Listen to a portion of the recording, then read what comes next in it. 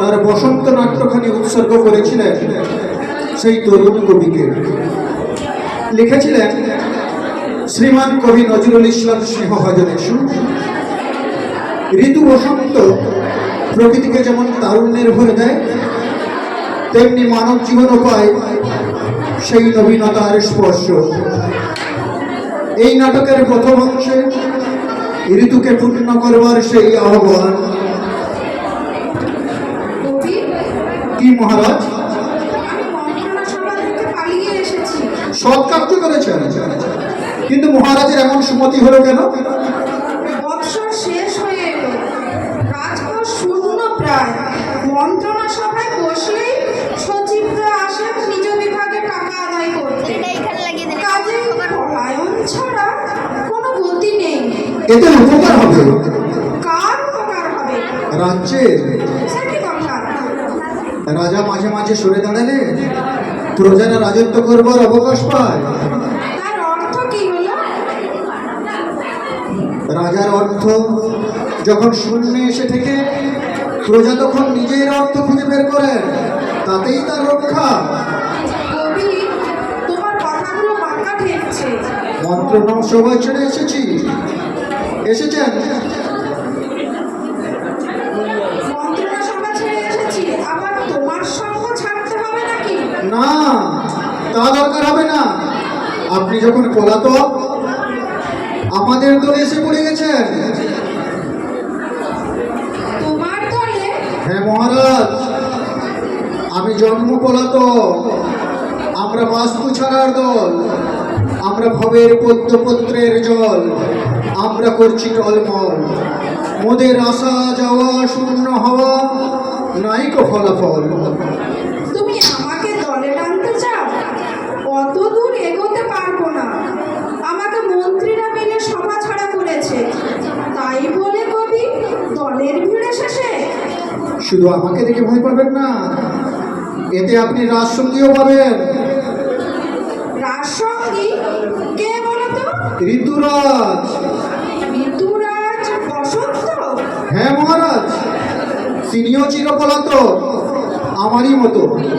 পিতৃ তাকে সিংহাসনে বসিয়ে পিতৃ করতে চেয়েছিলেন, কিন্তু তিনি। বুঝেছি, ভোগ করি রাজকোষের অবস্থা দেখে পালাতে ইচ্ছে করছে। পৃথিবীর রাজকোষ পূর্ণ করে দিয়ে তিনি পালান। কি দুঃখে? দুঃখে নয়, আনন্দে। কবি, তোমার হেয়ালি রাখো। তোমার অর্থলোকের দল তোমার হেয়ালি শুনে রাগ করে বলে ওগুলো কোনো অর্থ নেই। আর বসন্ত উৎসবে কি পালা তৈরি করেছো সেইটি বলো। আজ সেই পলাতকেরই পালা। বেশ বেশ, বুঝতে পারো তো? সবার চেষ্টা করি। তাতে ক্ষতি নেই, কিন্তু না বোঝাবার চেষ্টা করনি তো? না মহারাজ, এতে মূলে অর্থ নেই। বোঝা না বোঝার কোনো বালাই নেই, কেবল এতে শুরু আছে। আচ্ছা বেশ, শুরু হোক। কিন্তু ওদিকে মন্ত্রণা সভার কাজ চলছে, কিন্তু এদিকে নামার শুনে মন্ত্রীরা যদি। হ্যাঁ মহারাজ, তারা পলাতকের দলে যোগ দিতেই পারে, তাতে দোষ কি হয়েছে? ফাগুন তো এসে পড়েছে। সর্বনাশ, এখানে এসে যদি আবার। ভয় নেই, শূন্য কোষের কথাটা স্মরণ করে দেওয়ার ভারী মন্ত্রীদেরই বটে, কিন্তু শূন্য কোষের কথা ভুলিয়ে দেওয়ার ভারী তো কবিরই ওপর। তাহলে ভালো কথা, তাহলে আর দেরি নয়। তোলবার অত্যন্ত দরকার হয়েছে। দলবল সব প্রস্তুত তো? আমাদের নাট্যাচার্যের দিনগতি? ওই তো, তিনি ভারতীয় কমল বনে মধুকণ্ডে বিহল হয়ে বসে আছে। দেখে মনে হচ্ছে বটে, শূন্য রাজকোষের কথায় কিছুমাত্র খেয়াল নেই। উনি আমাদের উৎসবের বন্ধু। দুর্ভিক্ষের দিনে ওকে না হলে চলেই না, কারণ উনি ক্ষুধার কথা সুধা দিয়ে ভোলা। সাধু, আমার মন্ত্রীদের সঙ্গে ওর পরিচয় করিয়ে দিতে হবে, বিশেষত আমার অর্থ সচিবের সাথে। তিনি অত্যন্ত গম্ভীর হয়ে আছেন। তার মনে যদি সঞ্চার করতে পারে তাহলে তো ফোঁস করে বেশি আশা দিয়ে ফেলবেন না মহারাজ। রাজকোষের অবস্থা যেরকম, হ্যাঁ হ্যাঁ বটে। আচ্ছা তবে তোমার পালা আরম্ভ হবে কি দিয়ে? ঋতুরাজ আসবে, প্রস্তুত হওয়ার জন্য আকাশে একটা ডাক পড়েছে। বলো কি? বলেছেন সব দিয়ে ফেলতে হবে। একেবারে নিজেকে শূন্য করে? সর্বনাশ! না, নিজেকে পূর্ণ করে, নইলে দেওয়া তো ফাঁকি দেওয়া। যে দেওয়া সত্যি সে দেওয়া ভর্তি করে। বসন্ত উৎসবে দানের দ্বারা ধরণী ধনী হয়ে উঠবে। হ্যাঁ মহারাজ, তবে ধরণীর সঙ্গে ধরণীপতির একটুখানি অমিল দেখতে পাচ্ছি। আমি তো দান করতে গিয়ে প্রায় বিপদে পড়ি। অর্থসচিবের মুখ অত্যন্ত গম্ভীর হতে থাকে। যে দান সত্য তাহার দ্বারা বাইরের ধন বিকাশ পায়, আর অন্তরের ধন বিকাশ পেতে থাকে। ও আবার কি? এটা উপদেশের মতো শোনাচ্ছে কবি। তাহলে আর দেরি নয়, এবার গান শুরু হোক।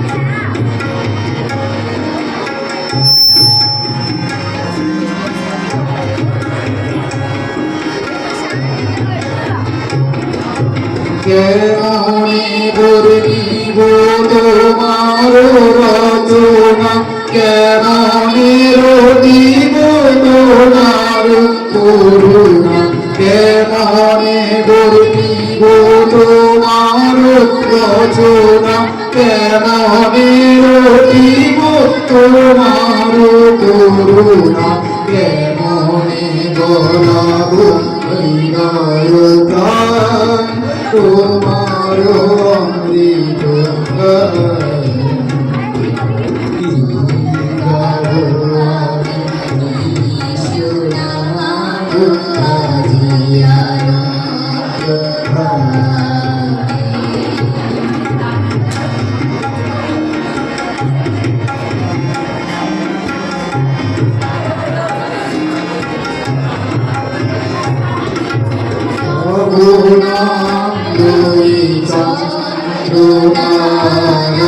অসীম অসীম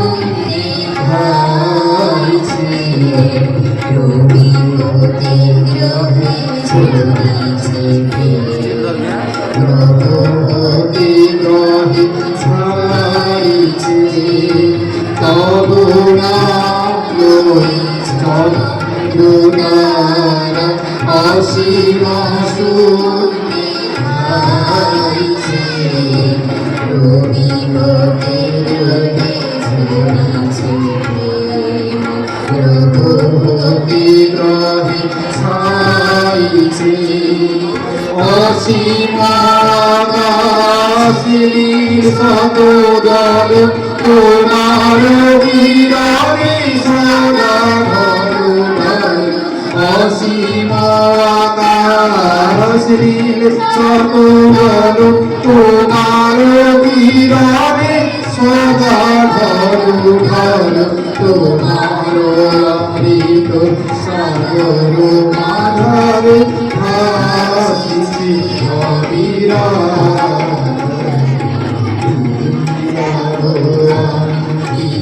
শোনাবো আজিয়ানা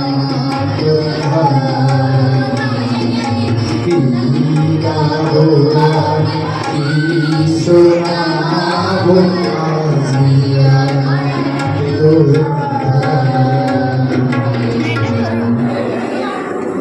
তো কম নয়।